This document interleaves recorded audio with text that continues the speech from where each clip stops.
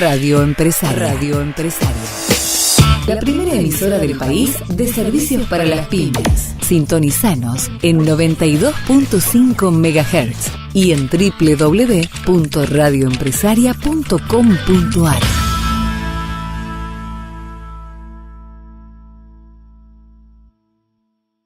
Continuamos en Tecnología para Todos y me toca el turno ahora también de presentar una entrevista, pero que en este caso ha hecho el señor Pablo Cid solo. Se sentó en una mesa, puso el micrófono en el medio y tuvo un diálogo abierto y ameno con Aldo Ferrer, así que yo te dejo que lo presentes vos. Está más que entrevista, es un diálogo abierto, entiendo. La verdad que aprovechamos la oportunidad para hacer un diálogo abierto justamente y estuvimos hablando bastante de tecnología. La particularidad de Aldo Ferrer es que él remarca mucho el aporte tecnológico para el desarrollo económico del país, sobre todo del país, digo, porque él tiene, digamos, una fuerte impronta, digamos, nacional o de interés nacional y regional, y me parece que es uno de los economistas que se ha percatado, yo diría, desde hace 35 o 40 años, del aporte tecnológico en la economía. Entonces eso nos permitió un abanico de oportunidades y de preguntas en las cuales estuvimos conversando con él, y la verdad que, como siempre, es muy interesante. No queda más, entonces, ya con esta presentación de Pablo dijo todo lo que tenía que decir. Vamos a invitar entonces a los oyentes a que escuchen esta primera parte de la entrevista que le hizo Pablo Cid a Aldo Ferrer. Estás escuchando Tecnología para Todos, un programa en el que la radio hace innovación.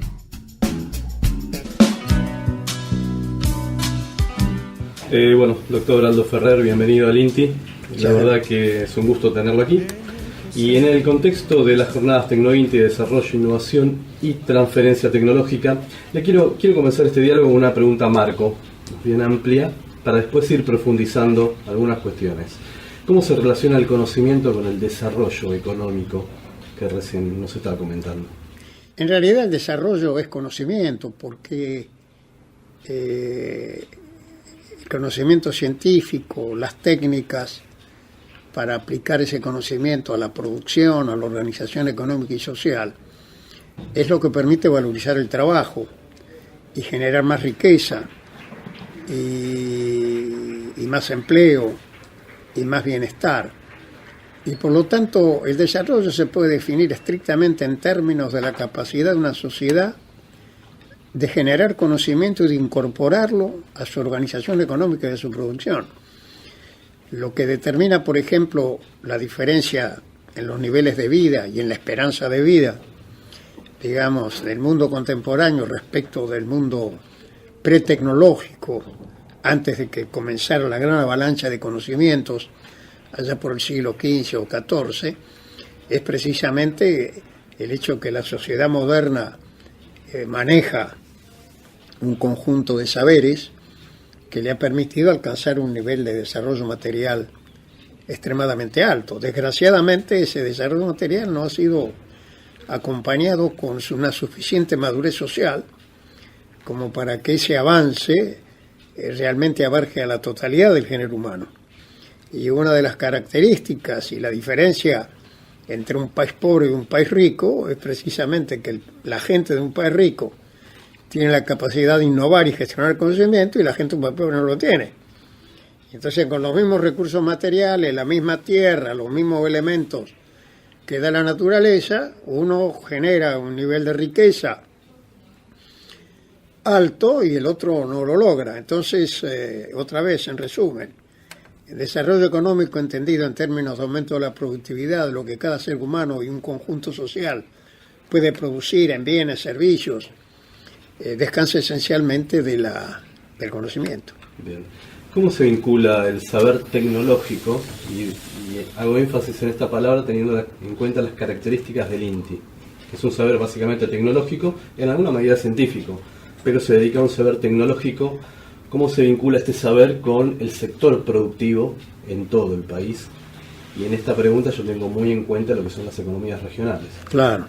Bueno, si el desarrollo es conocimiento, el problema es dónde se genera el conocimiento y quién lo aplica. A veces es el mismo agente, puede ser una empresa que tiene su departamento de investigación y desarrollo e innova. Pero en términos sociales más amplios, el conocimiento lo genera básicamente el Sistema Nacional de Ciencia y Tecnología, es decir, el conjunto de instituciones, de laboratorios, de universidades, de centros de reflexión, que avanzan en el conocimiento, en las tecnologías y que tienen capacidad de asimilar del resto del mundo conocimientos de los cuales no dispone para incorporarlos al propio acervo y enriquecer el propio acervo. Esa es la tarea básica del sistema de ciencia y tecnología.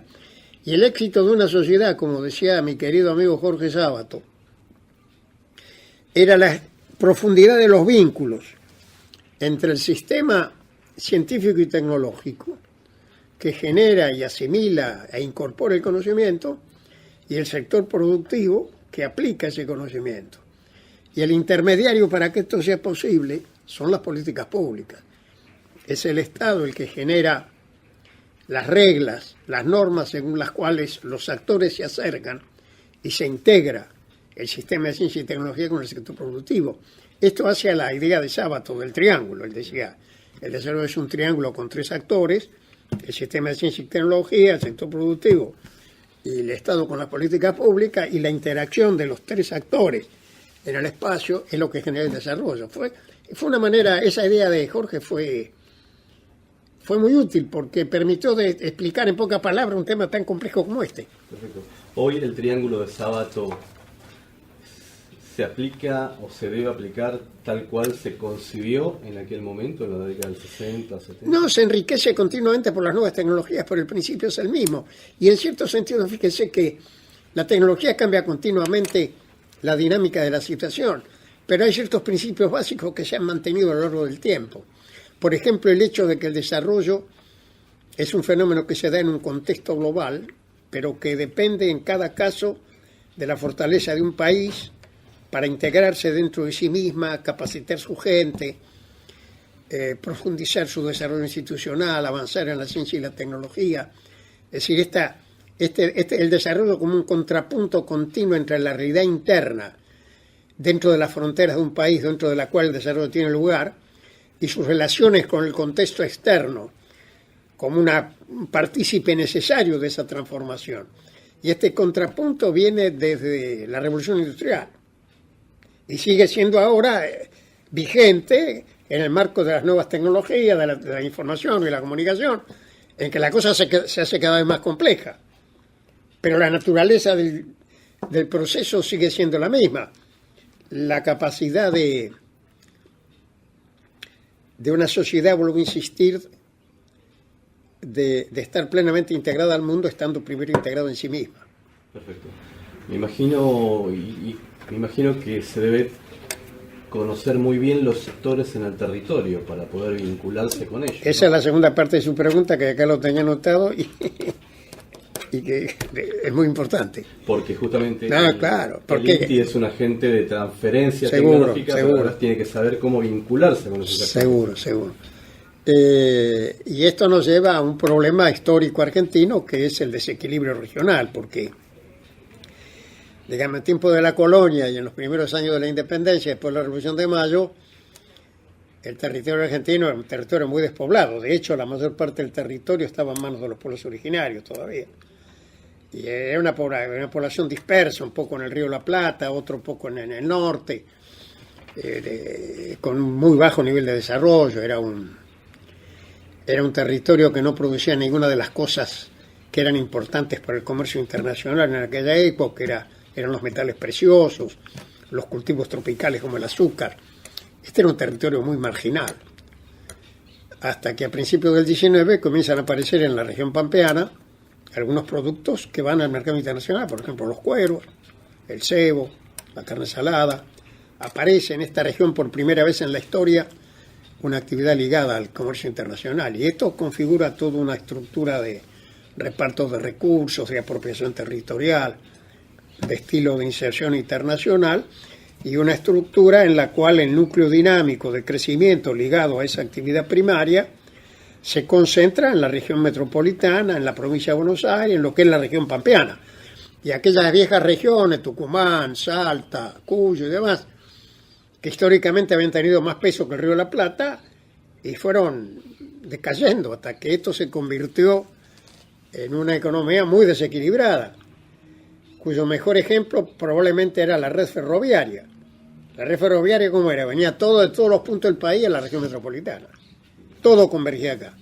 Y eso nos ha dado una estructura desequilibrada que subsiste, dentro de la cual ha habido cambios importantes, el surgimiento de algunas actividades industriales en Córdoba y en otros lados, pero queda todavía un fuerte desequilibrio regional que tiene que enfrentarse transformando la producción de cada región en el propio lugar, creando cadenas de valor, de industrialización, de transformación en los lugares en que se producen los recursos básicos, y esto implica la implantación de núcleos de ciencia y tecnología que abastezcan y que se integren con esa actividad productiva, con las empresas, en el marco de las políticas públicas. Yo creo que ahí tenemos un gran desafío, incluso desde luego para el INTI, en que su responsabilidad no se da solamente donde está la mayor parte de la industria, que es en la región metropolitana, sino que se da a escala federal. Y esto es todo un gran desafío. Radio Empresaria. La primera emisora del país de servicios para las pymes. Sintonizanos en 92.5 MHz y en www.radioempresaria.com.ar.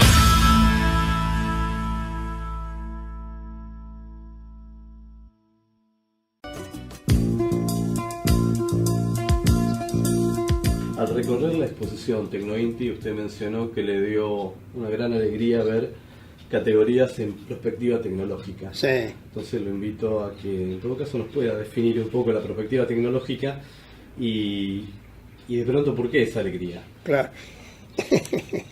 Bueno, la alegría es porque coincide con la idea que yo tengo también y que me dio alegría ver que en el INTI están trabajando en esa idea que yo también tengo. Y que me parece fundamental. ¿Y cuál es la idea?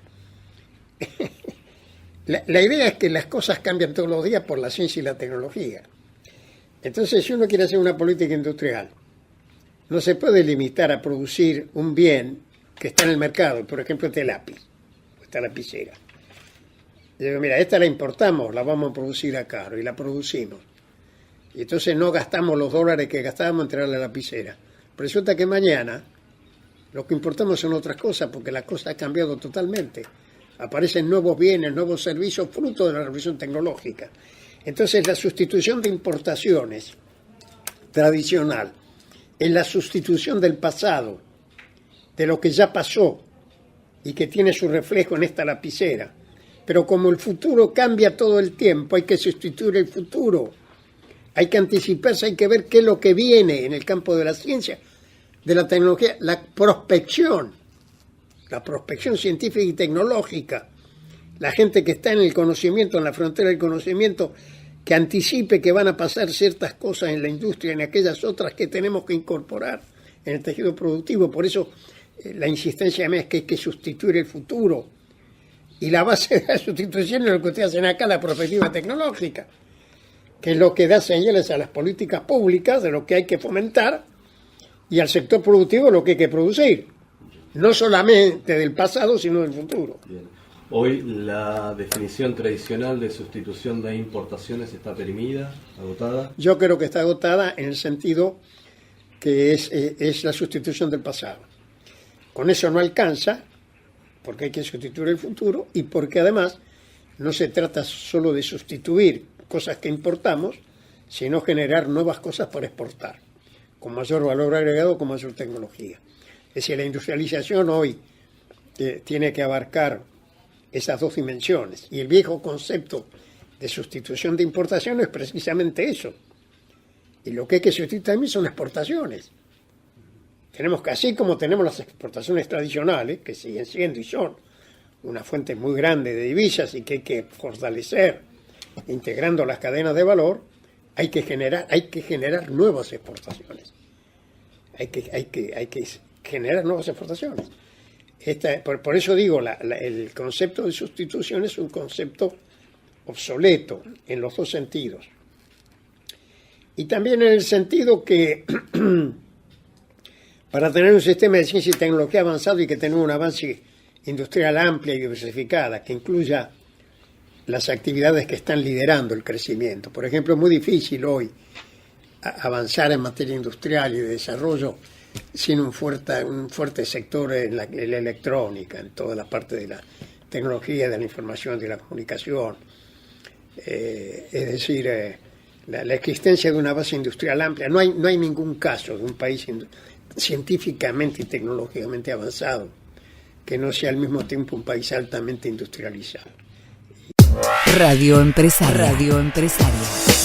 La primera emisora del país de servicios para las pymes. Sintonizanos en 92.5 MHz y en www.radioempresaria.com.ar.